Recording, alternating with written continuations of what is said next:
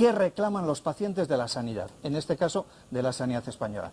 Y para saberlo, lo más fácil es que nos lo cuente pues la persona que nos acompaña, que es Manuel de la Peña, presidente del Instituto Europeo de Salud y Bienestar Social. Buenos días. Buenos días. Bienvenido al programa. Muchas gracias. Bueno, yo creo la primera conclusión. Casi todos los ciudadanos, cuando acudimos al médico, nos quejamos de que nos despachan, en atención primaria básicamente, en muy poco tiempo. Eso es. La media en nuestro Que no país digan anda... para nosotros. Claro. ¿Qué tiene? Dolor de cabeza. Esto ¿Qué no es. sé cuándo? Bueno, Ahí pues estamos. tomes una aspirina. Claro. Eso hace muchísimas veces. ¿Es Eso un tópico o en no? apenas 7 minutos. A ver, ¿hace falta más tiempo? Efectivamente, no solo hace falta más tiempo, sino hace falta prestar más atención a los pacientes, dedicarles más atención, darles una información de más calidad, una información más oportuna, una información más veraz, que además la información ya se ha demostrado en este congreso que forma parte de la terapia. Los pacientes más informados y mejor informados son pacientes más sanos. Por tanto, la terapia tiene un soporte importante en la Pero información. señor de la Peña, entonces le dirán los médicos, claro, pues si yo tengo que ver a 50 pacientes al día o más, es que no tengo tiempo para... Efectivamente, necesitamos aumentar el tiempo de consulta que tenemos en esa relación médico-paciente. Hoy es muy poco tiempo y, lógicamente, hay que aumentarlo. Hay una gran demanda de los servicios sanitarios, cada vez los pacientes utilizan más los hospitales y los centros de atención primaria y, por tanto, tenemos serias dificultades en dedicar más tiempo, pero hay que hacer un esfuerzo y dedicar más tiempo a los pacientes, hacer un seguimiento mucho más estrecho de los pacientes y, sobre todo, prestar más atención, mejorar el trato y, en definitiva, humanizar la atención a los pacientes. ¿No habría que meter una asignatura en la Facultad de Medicina sobre cómo tratar a la gente? No, no hay una tal. Lo que ocurre es que siempre tienes profesores y catedráticos que te enseñan esas habilidades para comunicarte mejor. ¿Y no tendría que haberla? Sí, debería de existir porque además está fallando justo lo que no cuesta dinero, porque la comunicación entre el médico y el paciente no cuesta nada. Tenemos en estos momentos en España un gran sistema sanitario, universal, accesible, un sistema envidiable, que además Obama lo quiso poner en marcha y no pudo, y por tanto tenemos gran tecnología, tenemos una buena cartera de servicios, pero tenemos que optimizar la comunicación en esa relación médico-paciente. Hasta el punto, le diría yo, que tenemos que transformar la clásica relación médico-paciente en una alianza médico-paciente encaminada a combatir juntos la enfermedad. De todas formas, dice, vale, unidos médico y paciente. Hasta ahora las generaciones, digamos, de nuestros padres o de nuestros abuelos, digamos que dejaban en sus manos, en manos del médico, su salud, que es lo más importante que tenían. Y lo que diga el médico, eso va a misa. Y eso se cumplía más o menos a rajatabla. Ahora el ciudadano, bueno, pues estamos más informados y reclamamos y exigimos mejor trato, como se ha quedado de manifiesto en este congreso. Quieren un trato más humano, ya, pero ¿y la sabiduría del médico? ¿Y quién decide los tratamientos? ¿Se puede negociar el tratamiento médico-paciente o es lo que diga el médico como antes y ya está? Mire, los médicos estamos en general todos en un proceso de educación médica continua. Nos estamos formando para estar al día de los fármacos innovadores, porque en estos momentos le puedo asegurar que hay numerosos fármacos que nos ayudan mucho mejor a manejar clínicamente al paciente y a curar a más pacientes que antes. Tenemos una gran tecnología, tenemos grandes profesionales y, por tanto, tenemos mucha más capacidad, pero efectivamente tenemos enfrente un paciente que a veces viene con 2 y 3 opiniones de otros médicos, viene con la consulta, como digo yo, del doctor Google, se han metido y conocen a través de Internet mucho mejor su enfermedad.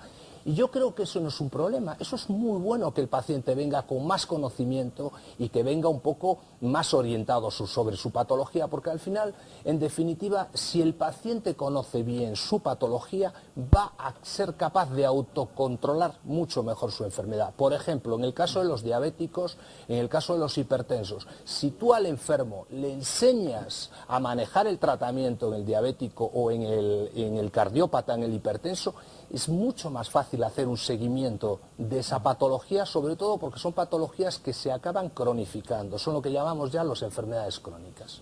Sí, pero yo le estoy oyendo hablar y se da una curiosa paradoja, es decir, posiblemente la queja del paciente sea en la atención primaria, pero luego el principal problema que tiene la Seguridad Social es que los pacientes quieren ser operados en los centros y en los hospitales de la Seguridad Social, y cuando las listas de espera se intentan simplificar o acortar enviándolos a hospitales concertados, se niegan los pacientes. Luego la Seguridad Social tiene un prestigio como medicina de calidad y fiable que no quieren ir a la privada. Efectivamente. Y sin embargo la privada tiene mucho mejor trato. Es decir, que cuando uno va con un niño enfermo, pues resulta que el pediatra de la privada le dedica mucho más tiempo, charla con la mamá, le tranquiliza sobre las anginas y demás. Pero si al niño hay que operar la amígdala, se va al hospital de la Seguridad Social.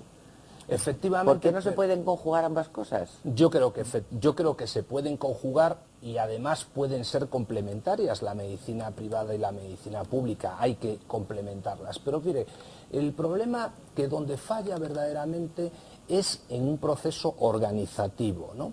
Es decir, yo creo que es necesario, y aquí además quedó de manifiesto en este cuarto congreso, la necesidad de que todos los hospitales y centros de atención primaria tengan un jefe de atención a los pacientes, que sea el que organice y oriente a los pacientes sobre lo que yo llamo un laberinto sanitario, es decir, para que conducirles por ese laberinto y puedan atender y sobre todo ayudarse en esa atención de cualquier servicio hospitalario o servicio público. Por tanto, es importante esa figura del jefe de atención a los pacientes como orientador de ese paciente.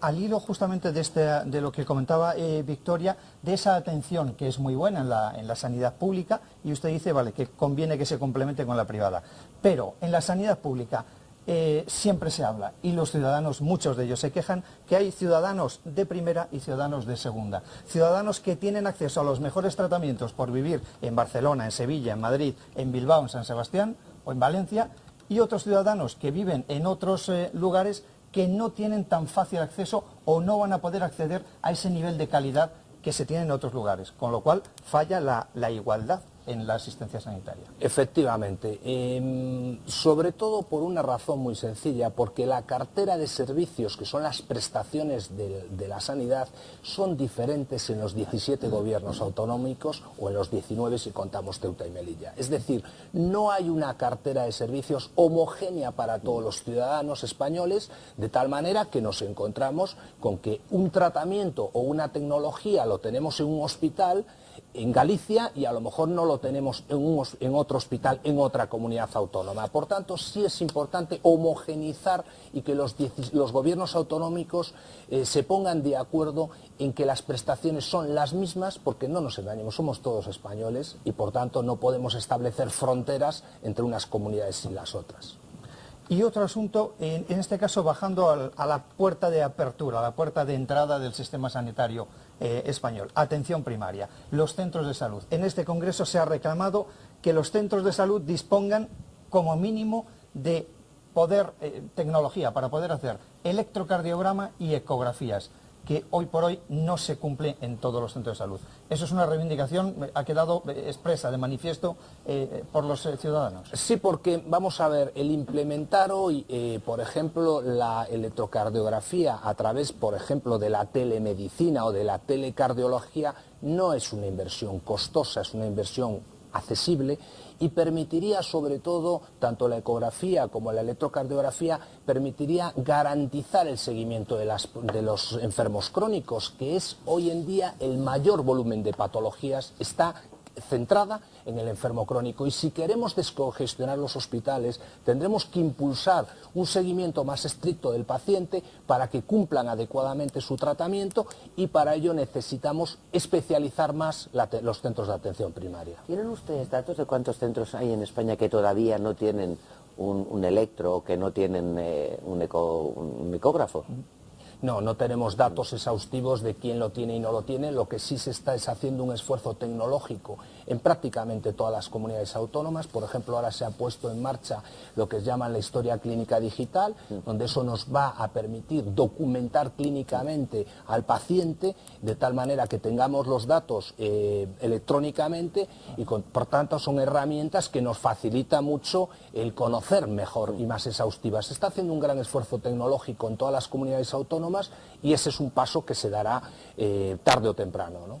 Bueno, doctor de la Peña, presidente del Instituto Europeo de Salud y Bienestar Social, gracias por estar aquí en la mañana de Nutrición N+, y sobre todo por este esfuerzo que hacen algunos médicos por efectivamente estar más cerca de los pacientes, que es lo que necesitan. Muchas gracias. Un placer.